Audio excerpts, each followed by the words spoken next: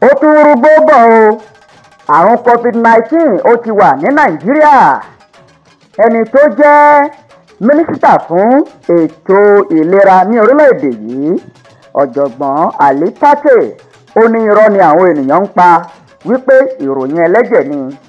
Ìjọba àpapọ̀ ti sọ̀rọ̀ yìí pé irọ́ ni àwọn ìròyìn kan tó ní àrùn COVID-19 ti padà sẹ́yìn ní orílẹ̀-èdè Nàìjíríà. Adarí ilé-iṣẹ́ tó ń rí sí ètò ìlera, ọ̀jọ̀gbọ́n Ali Pate, ló sọ ọ̀rọ̀ náà ní fásitì ìkọ́ṣẹ́ ìṣègùn òyìnbó tó wà nílùú Òtùpó ní ìpínlẹ̀ Benue. Ali Pate sọ pé kò sí ìwádìí tó jinlẹ̀ kankan tó fi ìdí ìṣẹ̀lẹ̀ náà múlẹ̀ wípé àrùn ọ̀hún ó ti tún padà sẹ́yìn, wípé ó sì tún ti ṣẹ́yọ ní orílẹ̀-èdè Nàìjíríà. Olùdámọ̀ràn pàtàkì fún Ali Pate ló ṣojú rẹ̀ níbi ìdánilẹ́kọ̀ọ́ náà, Emmanuel Odu.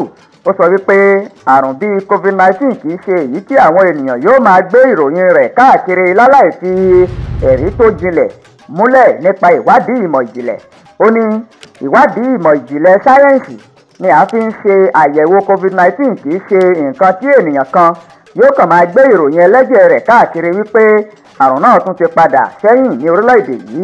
Lóòótọ́ àwọn ènìyàn lè máa sọ̀rọ̀ nípa nǹkan tí wọ́n fura sí, àmọ́ níwọ̀n ìgbà tí a bá ti ṣe ìwádìí tí ìwádìí náà sì fi hàn wípé kì í ṣe COVID-19, ó túmọ̀ sí wípé kì í ṣe òun nìyẹn. Ó ní ọ̀rọ̀ COVID-19 ti di ohun àtijọ́ ní orílẹ̀-èdè Nàìjíríà gẹ́gẹ́ bí ohun tó sọ. Ẹ má gbàgbé láti bá wa subscribe kẹ́sì join channel yìí. Ire fẹ́nìkọ̀ọ̀kan wa o.